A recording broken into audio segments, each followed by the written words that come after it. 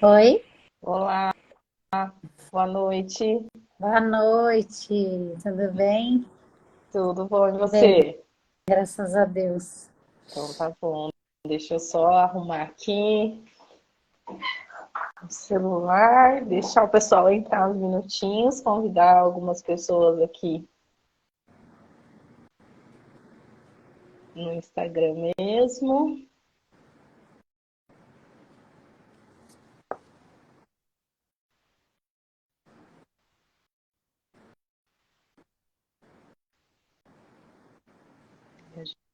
A gente já vai se apresentando aqui.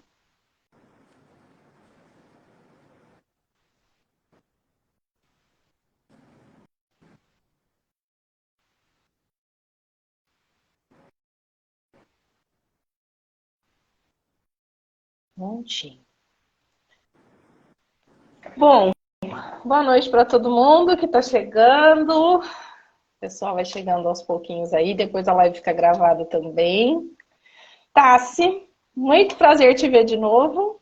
Te Prazer. ver por vídeo, né? A gente se via pessoalmente. Os tempos mudaram até nisso, porque hoje em dia, olha só, né?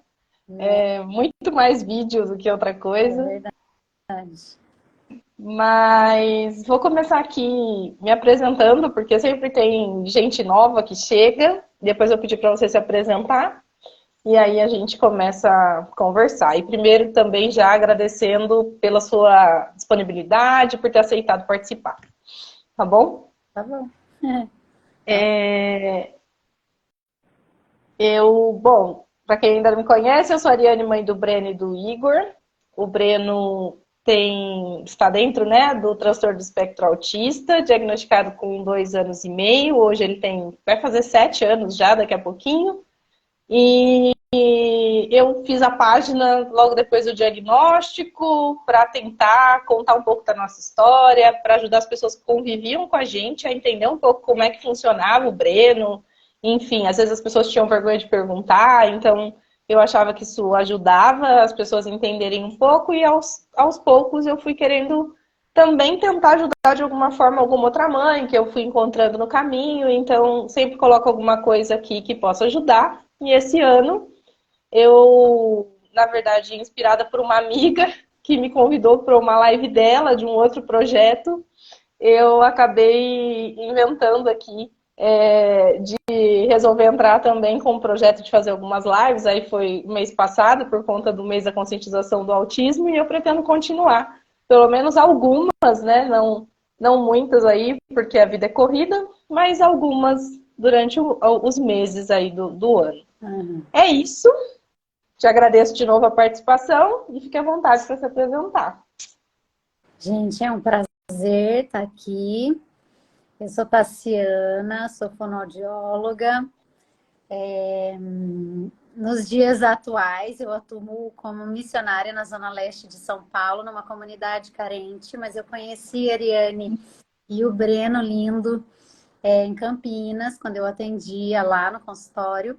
E eu tenho algumas especializações, mas nada como a prática, né? Então, desde 2007, eu trabalho com crianças com transtorno de linguagem, e aí entra autismo e outras deficiências aí, né? Outros transtornos que acometem a linguagem, a aprendizagem, né?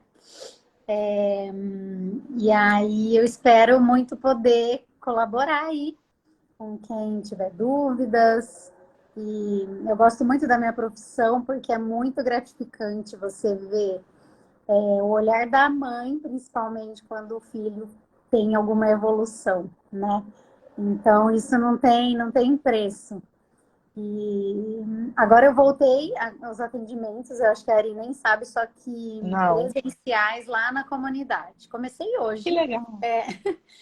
Falei, ai, não dá para ficar para ver essas crianças desse jeito e elas não têm oportunidade, né? Não tem, foram na prefeitura, filas gigantescas. Falei, ai, vou atender. Comecei hoje e já foi muito bom.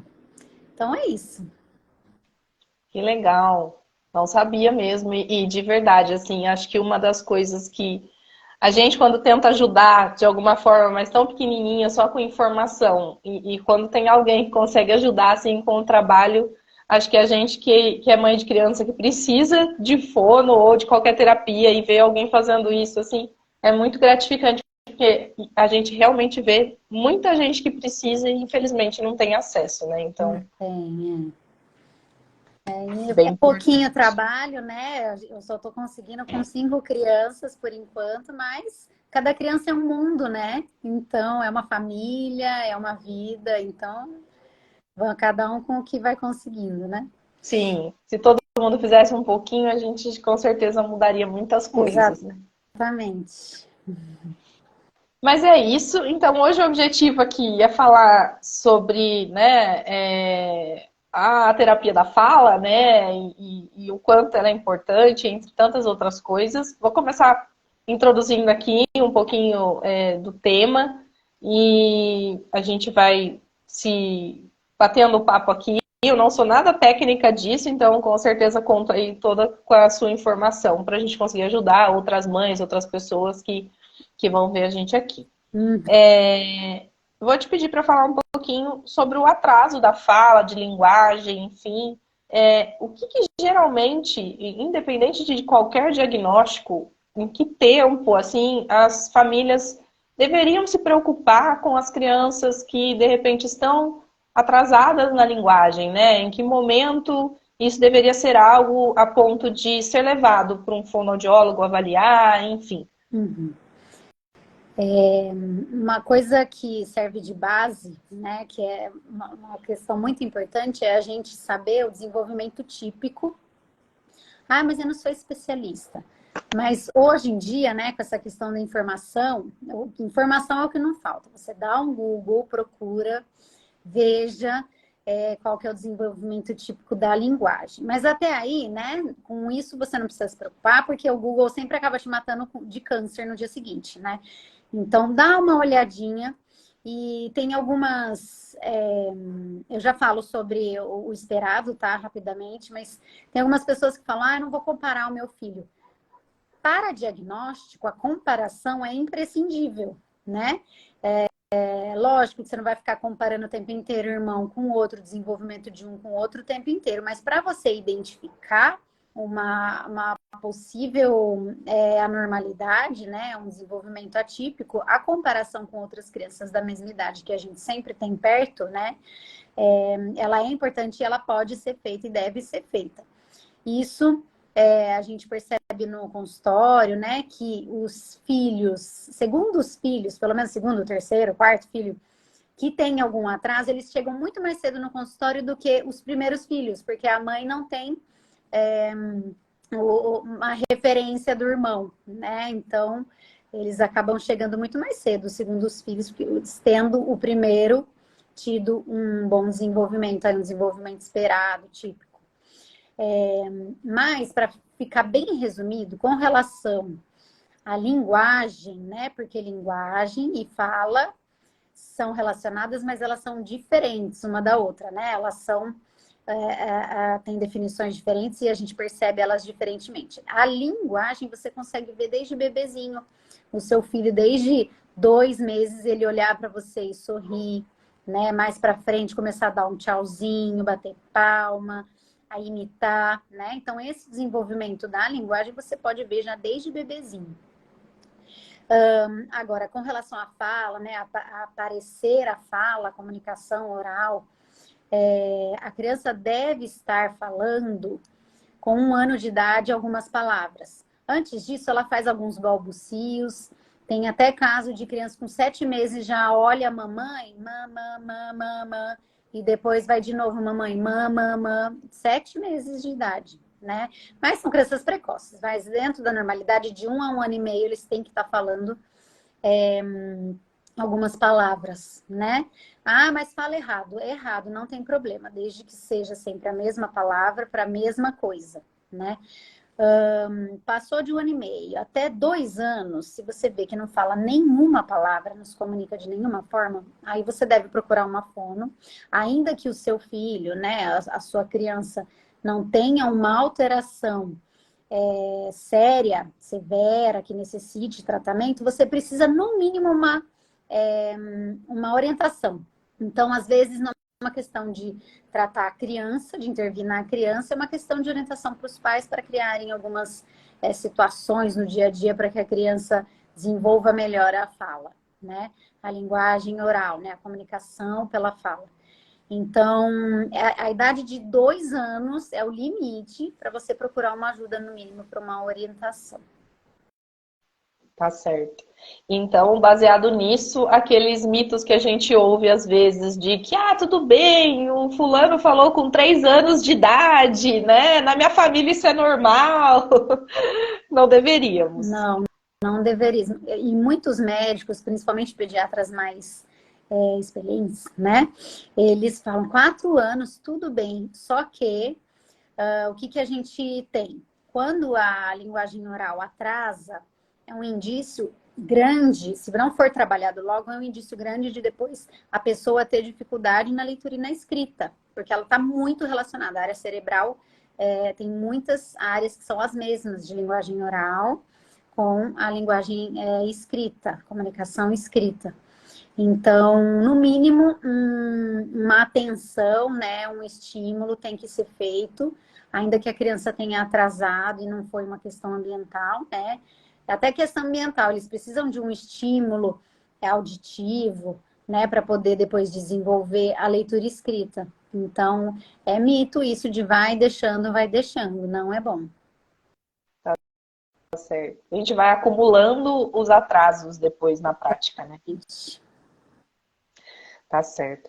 E ainda dentro desse não diagnóstico, mas dessa necessidade de procurar um profissional da fala, e né, um fonoaudiólogo, por exemplo, quando a criança de repente não falou até os 2 aninhos, 1 ano e meio, 2 anos, e vai de repente até o consultório. Se a criança precisar de uma intervenção, de fato, da terapia da fala, nesta faixa etária, é possível fazer, né? Profissionais com experiência e etc. conseguem fazer. Também existe, às vezes, um mito de que quando a criança é muito pequena, não há muito o que ser feito no consultório. É um mito que, infelizmente, rola até no meio educacional, né? No meio da nossa profissão, da fono, para aqueles que não são especialistas na área, né? Quem não é especialista não sabe que dá para intervir.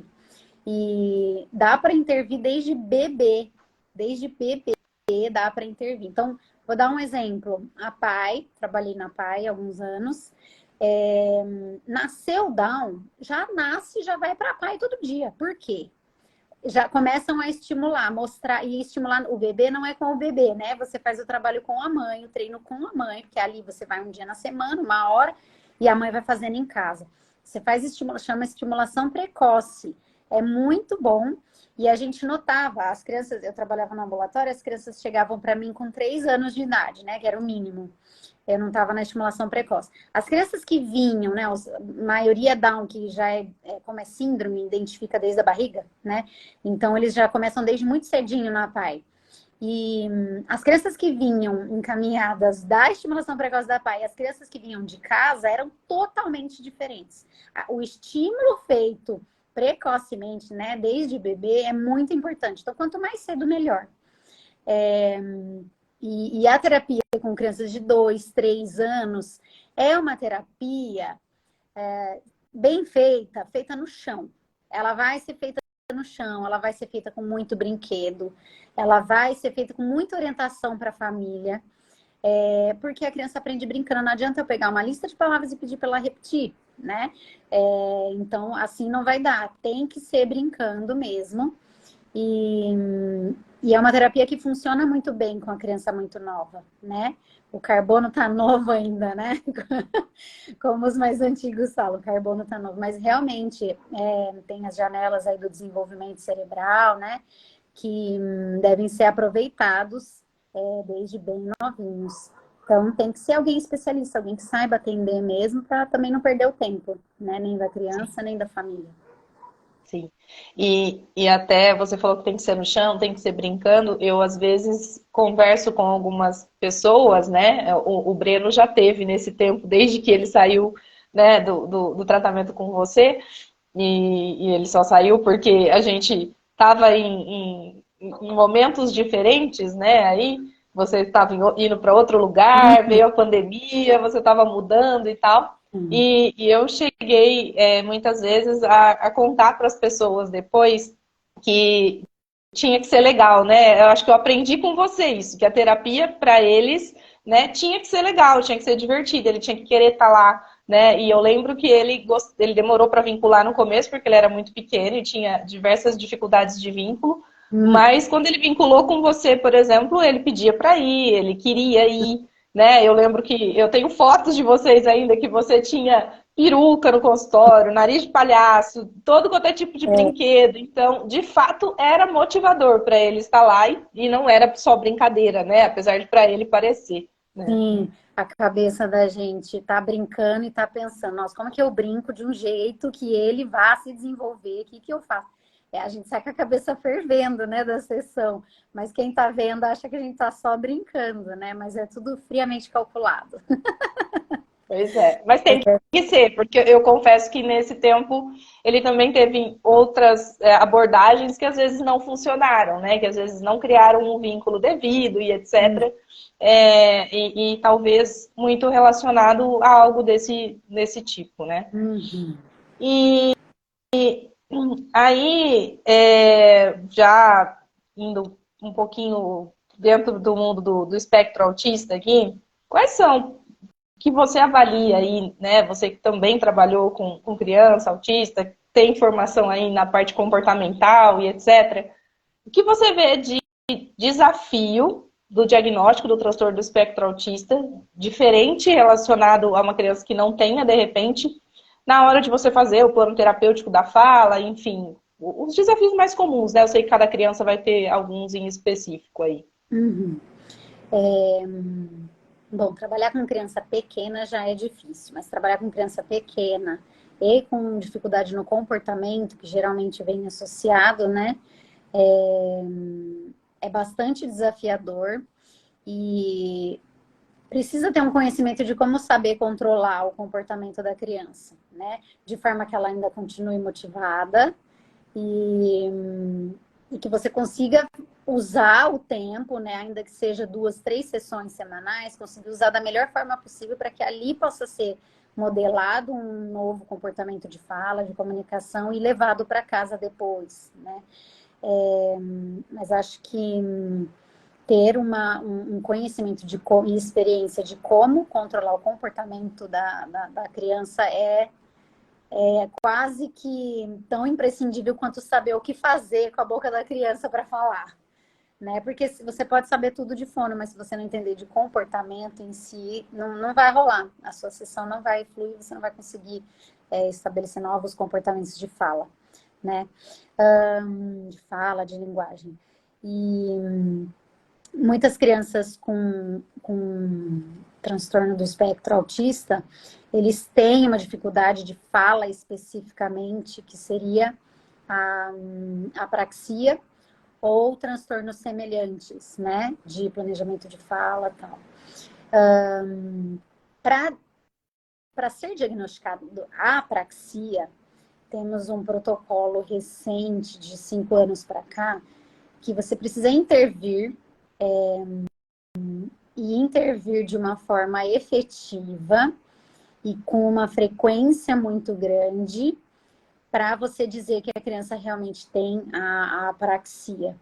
Então, às vezes, até para fechar o diagnóstico de apraxia é muito difícil, demora, porque primeiro você precisa fazer a criança participar da sua sessão. Aliás, primeiro você precisa parear, né? Fazer com que ela entre na sua sessão. E isso pode demorar semanas.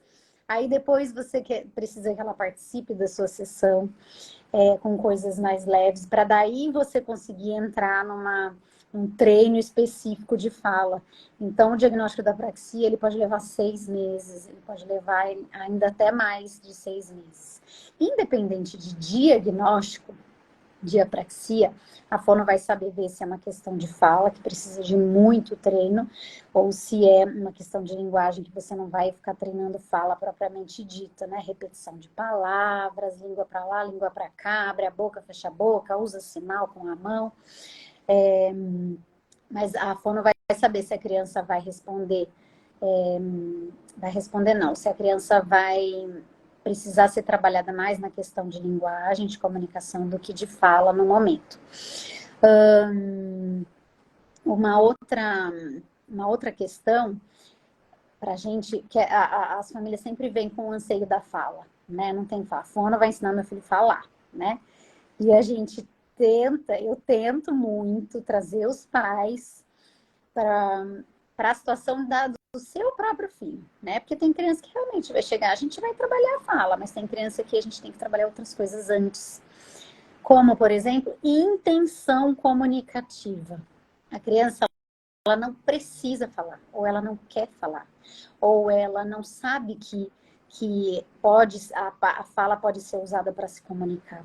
Ou é uma criança que só chora para se comunicar, uma criança que morde para se comunicar, uma criança que grita para se comunicar. Então, a gente tem que primeiro descobrir se essa criança tem alguma intenção comunicativa funcional, como, por exemplo, apontamentos, né, mostrar figuras, se ela olha para o objeto e tenta balbuciar alguma coisa. Agora, quando a criança chega sem intenção comunicativa, que parece que ela está no mundinho dela, ela só chora, aí esse é um grande desafio, uma grande barreira que a gente tem que passar.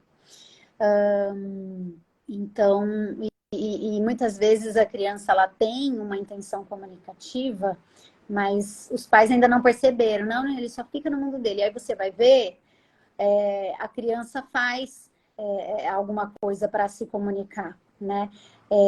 Às vezes tem alguns movimentos estereotipados que ela faz. Ela fica num canto, ela pode balançar o braço ou se chacoalhar, porque ela quer fazer alguma coisa, mas ela não sabe o que. Então depende muito de cada criança, né? Mas essa questão das crianças do transtorno do espectro autista, o fato de você ter que descobrir a intenção comunicativa da criança, ou algumas que nem tem mesmo, muitos momentos, muitos episódios de intenção comunicativa, ela quer se expressar, ela quer pedir algo, você precisa, se torna mais difícil, né? Quando você não tem, você tem essa barreira. Então, aí a gente tem o que eu costumo fazer é levar para o pai, explicar, olha, eu sei que você quer que fale, nós vamos tentar, mas a gente precisa que se comunique primeiro, né? De alguma forma, vamos ver o que a gente vai conseguir. E isso é de cada criança mesmo, a gente vai fazendo o teste, né? Vamos testar, isso deu, isso não deu ainda, vamos tentar uma outra coisa. Uma outra estratégia, com figuras, com um apontamento de dedo, vamos tentar diminuindo o choro e que a criança olhe para o que ela quer, né? Agora ele não chora mais, mas ele fica me levando para os lugares, eu não sei o que é. Nossa, mas já foi uma evolução grande, porque a criança passou a entender que ela pode pedir ajuda de alguém, e é um comportamento muito mais socialmente aceitável de puxar, levar para o lugar do que o choro, por exemplo, né? Então, tá vendo? São muitos detalhes para a gente observar, e cada evolução a gente tem que ver para que caminho que a criança também está respondendo bem, para a gente conseguir ajudá-lo da melhor forma. Nisso que entra, acho que a questão da comunicação suplementar, Ari. Eu ia até te falar, eu lembro, assim, algumas coisas que eu aprendi com você, eu ouvi com você, eu nunca mais esqueci, sendo muito sincera. E eu fico com dor no coração quando eu escuto algumas mães que eu encontro no mundo do TEA e as pessoas me falam assim, o meu filho não se comunica, faz fono há não sei quanto tempo, mas ele não fala e e ainda não se comunica. E aí quando a pessoa fala não fala e faz fono há não sei quanto tempo, eu pergunto, mas vocês já conversaram sobre comunicação alternativa? Né? E muitas vezes essa resposta é não, as pessoas nem sabem o que é e tal. E aí eu sempre tento falar, olha, vocês precisam conversar e tal, porque eu lembro sempre de você me falando, a criança precisa se comunicar. né? Todos nós precisamos nos comunicar de alguma forma, né? Não podemos aceitar que não. E aí a gente vê casos de autistas nível 3, por exemplo, e ainda assim existe formas deles comunicar, né? Então, aproveite o gancho para a comunicação alternativa, que eu acho que para muitas pessoas é assim algo ainda pouco falado, assim. É porque rola muito mito em cima da comunicação suplementar. Eu gosto de chamar de comunicação suplementar e ou alternativa, porque se a gente fala comunicação alternativa só, a mãe acha que eu falo sempre mãe, né? Porque a maioria, geralmente é a mãe que vem mesmo, mas a família pensa, nossa, alternativa. Então, em vez de falar, ela vai ensinar o meu filho a se comunicar de outra forma. Até se fala suplementar aumentativa, né? Porque na prática aumenta, né? Exatamente. Como que... O que é, né? Primeira definição para situar as pessoas aí. A comunicação suplementar e ou alternativa, aumentativa, né? Só alternativa, acho que não cola. Mas essa comunicação é feita por meio de figuras, né? Tem diversas formas, tem PCS, tem PECs, tem... Ai, não tô lembrando de um que eu nunca usei na vida, porque são símbolos, é para usar com adulto, e eu pouco trabalhei com adulto na vida, mas são símbolos assim, uma meia lua assim, significa montanha, sei lá, são símbolos bem simples assim, que não são coloridos nem nada, me esqueci, me fugiu agora. Que a pessoa pega a figura e usa essa figura em vez da fala, né? Ou a figura e a fala, para poder expressar o que ela quer. Com crianças do transtorno do espectro autista, muitas famílias têm o receio de usar as figuras para comunicação, com medo da criança depois se acostumar, né?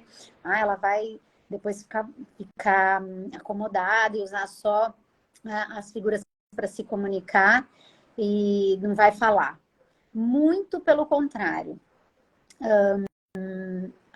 As crianças mais graves, né, do espectro, elas têm dificuldade com uma função cognitiva, né, que se chama simbolização. O que é isso? Símbolo, né? Ela tem dificuldade com símbolos. Então, se você pegar, ela tá chorando porque ela quer alguma coisa. Pode até ser uma forma de comunicação, mas ela não é um símbolo porque ela não comunica, ela não especifica. Então, ela tá chorando, eu sei que ela quer algo, mas ela não especificou e não passou, não foi compreendido que ela chorou, porque a gente não entende choro. Se ela te entrega, ela chega na cozinha, ela te entrega uma figura de uma banana, e você dá a banana para ela, e ela comeu, né? A comunicação foi efetiva. Não foi fala, mas foi linguagem. Por quê? Que é um símbolo, uma figura de uma banana, não é uma banana. Para nós, né, com desenvolvimento típico, adultos e tal, falar que dar uma figura e eu dou uma banana parece muito lógico, mas não é. Até mesmo porque eu treino com as figuras, né, do PECS especificamente, que é o que eu mais tenho experiência, é muito difícil para a criança entender que aquele símbolo significa aquele objeto, aquela coisa do desejo dela, e depois também entender que ela tem que entregar para alguém para conseguir o que ela quer. Entretanto, é difícil. Entretanto, é muito mais fácil ela começar a entender essas questões de símbolos, né? Uma coisa representa a outra, né? Então, uma figura representa aquela coisa que está desenhada. É muito mais difícil você falar, porque não é concreto. Por mais que a fala seja física, né? Movimentação de massa de ar, e laringe, língua, tal, por mais que seja, muito menos concreta do que uma figura, ou até tem crianças que usam, em vez de figura desenhada, foto daquilo que ela gosta. Foto mesmo, para ficar mais concreto, mais palpável. Algumas ainda usam miniaturas, algumas ainda usam o próprio objeto, ou miniatura não, mas o objeto no tamanho real para começar a entender essa questão de símbolo. Então, é muito mais difícil para você falar, você entender que se você soltar o ar, mexer a língua assim assado, e ter que fazer isso no momento que você quer aquela coisa, e o adulto, a outra pessoa, né, o interlocutor vai ouvir e vai te dar, aquilo é muito menos palpável para a pessoa que tem dificuldade com simbolização, com simbólico, né, disso, de representar coisas mentais. A figura é muito mais concreta. Então, a gente vê muito no consultório, não estou conseguindo fazer. Você faz um teste, vê se a criança responde à linguagem oral durante, no máximo, 3 meses. Não respondeu. Vamos tentar a comunicação suplementar aí. Aí você começa a trabalhar com a comunicação suplementar, a criança pegou o primeiro símbolo, ela começa a falar. Isso acontece muito, porque precisou destravar aí essa questão da simbolização, né?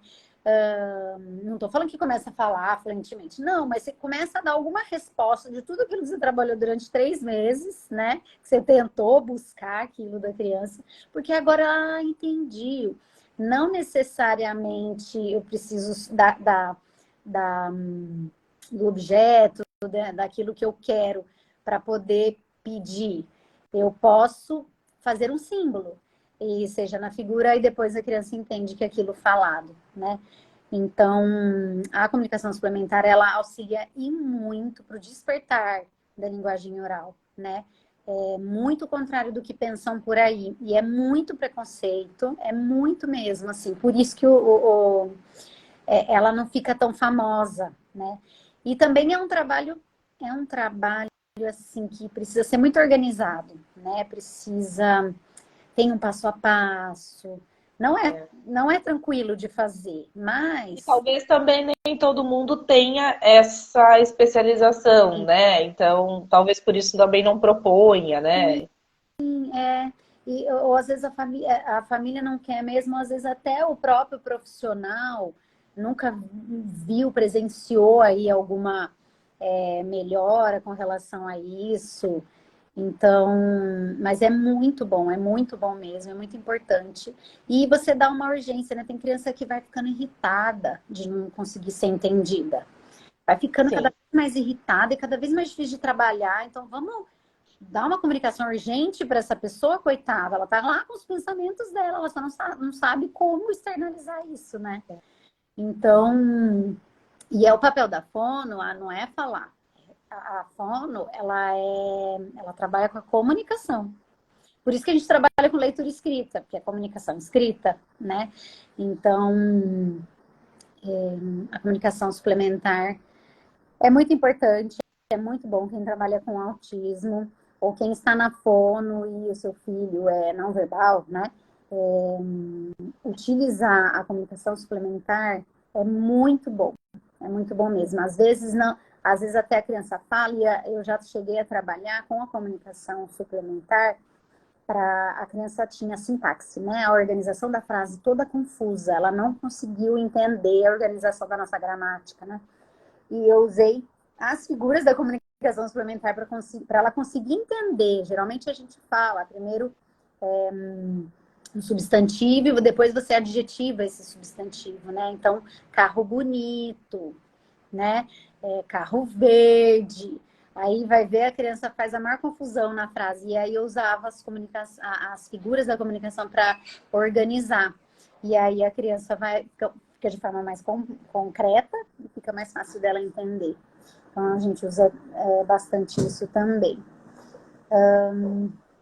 E também, no caso da comunicação suplementar, ela, na verdade, não é só para objetos ou coisas individuais, né? Eu tenho por experiência, por exemplo, a primeira frase que o Breno aprendeu a falar na vida foi através do trabalho que você fez com ele na época, por exemplo, no tablet que vocês testaram lá e usaram a comunicação.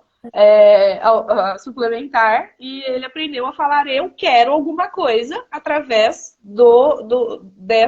desse treino, né? Então, ele ficou durante muito tempo sendo a única frase que ele sabia falar. E tinha vindo de lá. Então, ele conseguia pedir tudo que ele queria, ele trocava o objeto ali na frente, né? O pedido, mas o eu quero alguma coisa, ele tinha aprendido dali e foi super consistente. Eu posso dizer que realmente foi a primeira frase, mas que foi a primeira de algumas que hoje ele consegue falar. Uhum. E vai depender também da capacidade do indivíduo de generalizar para outras palavras. Aí vai de criança para criança mesmo. O que eu ia falar? Agora eu esqueci. Você falou, e podemos usar figuras mesmo, figuras impressas, pode ser o aplicativo, né? No caso do Breno, a gente usava o aplicativo, já deu certo. Essas crianças já nascem dentro do computador, né? Então, é engraçado, porque quando eu aprendi, ouvi falar em comunicação lá em 2005, comunicação suplementar, na toda a faculdade ainda, não existia isso de tablet. Imagina, nem tinha tablet, eu acho. 2005, né? Acho que não. Mas e aí não tinha essa possibilidade, era de alta tecnologia, você tinha que comprar um negócio que era uma fortuna, para você gravava cada figura, era uma confusão. E aí quando começou isso deixa eu pensar que ano que era, que eu fui começar a ver isso de aplicativo, peraí, 2009, 2010, 2011, por aí, 2011, 2012, que começaram a aparecer aplicativos, ainda eram pagos, mas já estavam vindo e assim, a interrogação grande era, nossa, mas será que vai entender que é uma figura no tablet e tal? E naquela época, é que a tecnologia desenvolve muito rápido, né? Ainda precisava inserir primeiro a figura concreta e depois para o aplicativo. Mas ultimamente aí, desses 2015 para frente, assim, né? Nem tchum, não precisa. As crianças já vão direto para a tela, elas já sacaram aquilo. Se aquilo fosse concreto, né? É muito interessante, porque a gente não esperava que isso pudesse acontecer. Mas geralmente tem dado muito certo isso de próprio aplicativo, que é melhor, né? Que daí você tem um banco de Sim. palavras muito maior, você Uma agilidade, né? Muito rápida, né? Você está treinando uma palavra X, uma situação, você já consegue adicionar. O Breno, a última vez que a gente fez, né, esse trabalho em comunicação suplementar foi lá atrás com você. Todo esse tempo, todos esses anos ele ficou sem, ele ficou com fono, mas sem essa parte do trabalho. E agora a gente está voltando de novo com a comunicação. Não, ele se comunica, né? A gente hoje consegue entender tudo, ele aumentou muito a quantidade de coisas que ele fala, mas ele ainda tem algumas falas ininteligíveis. Então, por conta disso, e para tentar aumentar, né? E aí usando ela como aumentativa de fato, né? E para ajudar ele, porque de fato ele fica nervoso às vezes que você não entendeu uma determinada situação, você não entendeu uma determinada palavra que ele está tentando te contar, né? Então, essa está sendo agora a nossa tentativa de volta aí pro aplicativo. E vai ajudar bastante ele para dar essa urgência, né? Sim, sim. E você já comentou um pouquinho sobre a praxia, e eu só queria se a gente pudesse falar o que é. Eu sei que é meio teórico, meio técnico aí, né? Porque é mais um diagnóstico dentro da fala aí, mas eu sei que se ouve bastante, né, no mundo do autismo. Então, se você puder falar um pouquinho o que é na prática e o que muda, assim, no final do dia, no tratamento, se muda ou não alguma coisa. Eu gosto de começar com definições, né? Apraxia. Praxia é planejamento de movimento, né? Então, se você for conversar com uma física, uma TO, tem dificuldade prática, né? De planejar o movimento, de saber que nesse momento o dedinho vai esticar até a ponta e os outros vão continuar segurando aqui. Você saber o passo a passo do movimento para sentar numa cadeira, para pegar um garfo e comer, para andar, né? E isso vem para a fono também, porque A língua é um músculo, existem muitos músculos faciais, músculo dentro da boca, né? O palato mole, até de laringe, de respiração. Então, é uma quantidade de músculo muito grande para você conseguir falar um A, né? Que parece que não, mas envolve muito mais músculo do que se eu for levantar uma perna, por exemplo. Envolvendo muito mais músculos e maior definição, né, refinamento, muito maior a área cerebral envolvida para você planejar esse movimento e executá-lo efetivamente. Isso praxia, tá bom? Apraxia seria a falta desse planejamento, né? A é não, né, no português. Existem pessoas com apraxia totalmente, mas geralmente é uma dispraxia, se você for olhar pela nomenclatura do significado das palavras, dispraxia, distúrbio da apraxia. Mas é uma confusão isso de nome, quando na verdade o que importa pra gente depende da abordagem, depende da faculdade, depende do teórico. É um distúrbio do planejamento motor da fala, específico. Então, até a pessoa pode até ter incoordenação pneumofonoarticulatória. O que é isso?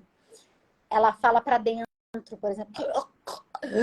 Ela vai falar um ar, porque ela não sabe que horas ela tem que soltar o ar, que horas ela tem que respirar, né? Ou aquelas pessoas, não sei se vocês já viram, aquelas pessoas.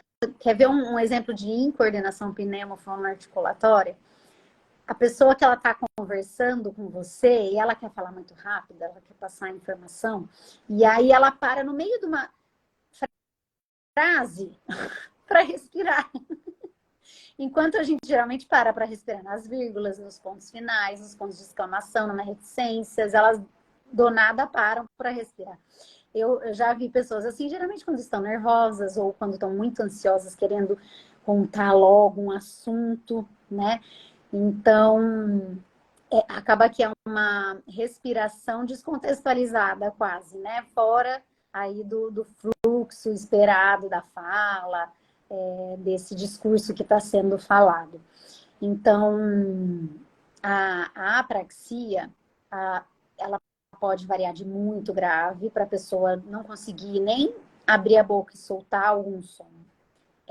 Não consegue abrir a boca e soltar algum som intencionalmente, tá bom? Porque tem isso, tem que ter a intenção. Porque às vezes ela chora, mas ela tá vendo, ela chora. Aí a hora que eu peço pra ela fazer, igualzinho o choro dela, ela não faz. Porque é planejamento é consciente, né? A gente acha que não é consciente a nossa fala, né? Tudo que a gente fala. É porque a gente já tá bom nisso, já tá automático pra gente, né? Eu ia te pedir para fazer esse comentário, porque outra coisa que eu lembro que você falava, o quão difícil é aprender a falar, e a gente acha que é simples porque pra gente é automático. É muito mais fácil aprender a andar de bicicleta, gente. É muito mais fácil aprender a andar de bicicleta. Você vai usar ali o equilíbrio, os músculos da coxa, glúteo e panturrilha e só. Para falar um A, é músculo labial, músculo facial, vários músculos na laringe, músculos abdominais, intercostais, tem muito músculo. E para coordenar tudo isso, é que para a gente já tá automático, né? De tanto que treinamos, que fazemos, né? Pode variar, então, de não falar nada até fazer muitas trocas na fala, e geralmente são trocas assistemáticas, geralmente, tá? Não sempre, mas trocas assistemáticas. Tem hora que ele troca o M pelo B, e depois ele troca o C pelo T. Fica difícil para a fono avaliar. Você fala, tá parecendo apraxia. Por quê? São trocas aleatórias. Ele não sabe, agora eu ponho a língua para cima, agora eu ponho para onde, né? E também pode ser um pouco mais leve, com algumas distorções, né? Algumas dificuldades em alguns movimentos específicos. Ela pode variar, né? E o trabalho é um trabalho árduo, com muita repetição, muito treino, muito mesmo. E tem que ser bem organizado, bem anotado, né? Eu gosto muito de usar tabelinhas e mais tabelinhas para ir registrando, porque a gente vai vendo onde a criança está respondendo melhor para a gente conseguir fazer um caminho mais suave, né? Não exigir demais naquele momento, não frustrar, e depois a criança não vai querer fazer mais nada, né? Estou falando de criança, mas tem adultos também, que depois de um AVC, tem apraxia, né?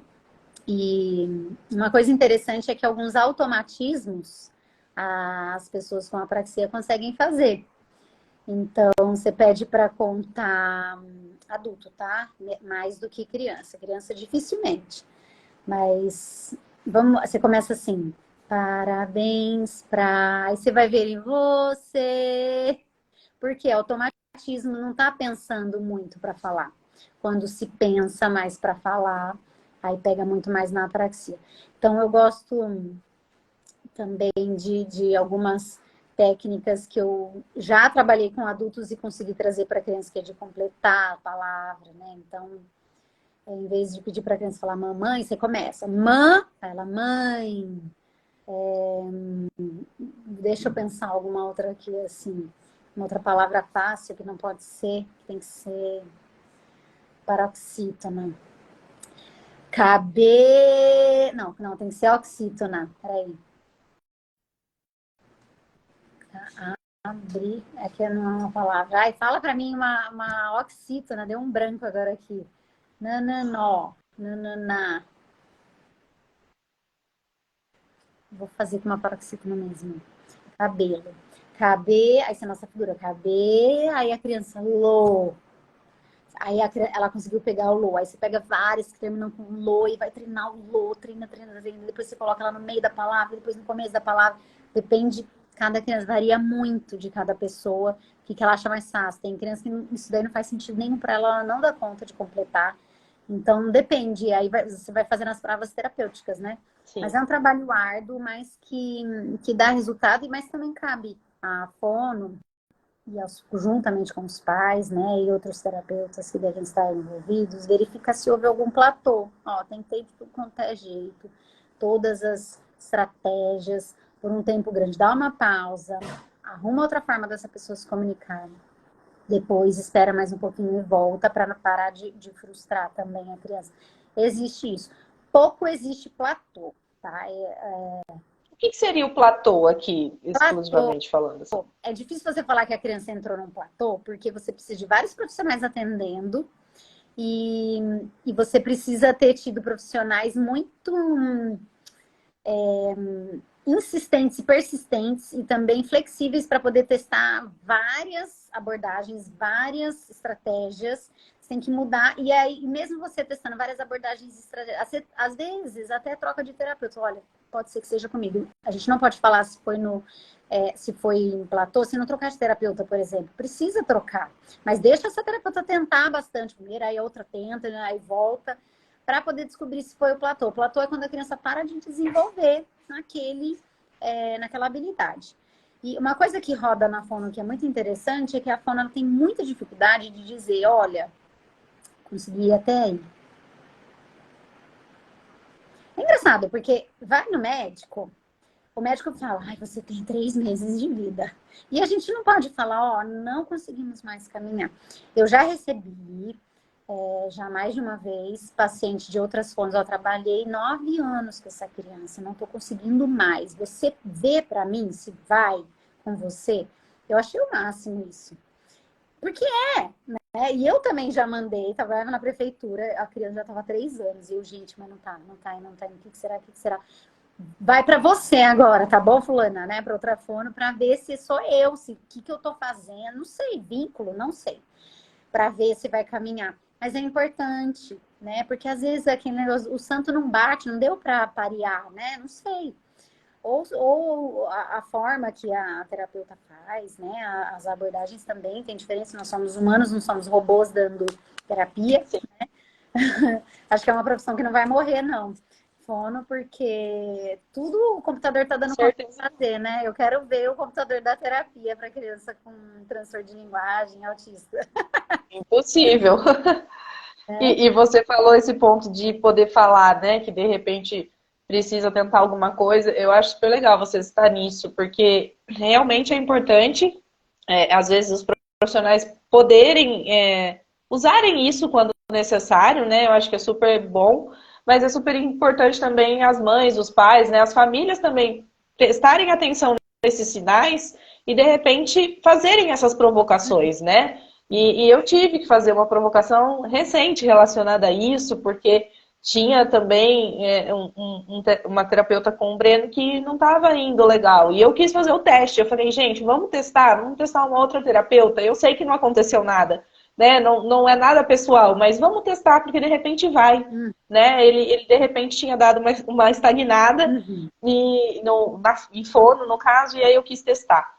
E de fato a gente voltou a evoluir. Talvez tivesse sido o vínculo, a forma, o método, enfim, Uhum. né? Então a gente às vezes precisa, mas a gente precisa estar atento assim para algumas coisas, né? É, aí a equipe inteira fazendo isso. Eu já tive a primeira fono que eu fui na vida com o Breno, ele tinha 1 ano e meio. E eu não tinha na época no convênio ninguém que atendesse ele. Foi antes de eu chegar em você, por exemplo. E aí ela falou assim: olha, eu não atendo muito crianças dessa idade, mas vamos tentar. Ela falou que era uma tentativa. Ela atendeu por 5 meses e quando deu 5 meses, ela falou: eu infelizmente não vou conseguir seguir. Eu não é o meu papel, né? Eu não tenho essa especialização. Ele precisa de mais e eu vou ter que deixar o caso. Então eu achei legal, porque ela podia ter, né, ficado ali um tempão comigo e de repente não ter chegado em lugar nenhum, né? Então ela foi sincera em dizer que eu precisava de outro profissional com outra especialização, né? Que precisava de mais coisas ali. Uhum. É muito importante para a evolução da criança ou para essa transparência, né, entre os pais e os terapeutas. Somos uma equipe juntos, né? Terapeuta nenhum é um bom terapeuta sozinho, né? E o pai buscando aí com o terapeuta ser uma equipe junto com ele, com o professor e com outros terapeutas, né, médicos, é a melhor coisa para a criança, né? E, e aí sim você vê o tempo da criança não ser perdido, da criança, da família, né, do próprio terapeuta. Não é ético e não é de um coração bom, né? Se não for bem feito. Sim. Bom, a gente está chegando no tempo final aqui da live. Vou te pedir se você quiser deixar também ou comentar alguma coisa, deixar alguma consideração final ainda sobre a terapia da fala que a gente não citou, não falou, ou deixar algum recado em relação às famílias, né? Especialmente de crianças com autismo, enfim, que é o objetivo aqui, mas enfim, famílias atípicas, famílias com crianças que estão aí na luta na parte da linguagem, da comunicação. Fique à vontade aí. Tem uma coisa que eu acho muito interessante que, que eu descobri, né? Que é uma coisa interessante de um sofrimento que tem as mães, né? Que só depois que eu fui mãe, já sou mãe de um de 9 e um de 10, mas foi que algumas mães ficavam tristes e com razão de achar que o filho não gostava delas por conta do grau, né? A dificuldade de se comunicar do seu filho. E, nossa, ele nem parece que gosta de mim, ele nem liga se ele sai, se eu deixo ele na terapia, ele não tá nem aí, se ele volta também para mim, ele não tá nem aí. E aí, o que a gente percebe? Que não é que ele não gosta, não é que ele não quer, é que ele não sabe demonstrar, ele não sabe lidar com tantas questões sensoriais, que é muito importante também nessa questão do TEA, né? E à medida que ele vai aprendendo a se expressar, aprendendo a mostrar, é uma questão, é muito difícil você saber expressar para o outro da forma que o outro entenda o que você está querendo mostrar, né? Sei lá. Para mim, se eu ganhar um presentão assim, ok, mas se alguém vier escrever uma carta para mim, eu vou me sentir muito mais amada do que o presentão. E imagina para uma criança com dificuldade de simbolização, dificuldade de interpretação da face, né, uma comunicação corporal, para entender como que ele pode comunicar para a mãe dele que ele gosta, ele se sente seguro com ela, né? Então, é muito estímulo que eles têm dificuldade de lidar, então não é que ele não gosta, é que ele não sabe. E esperamos que ainda, né, que ele aprenda.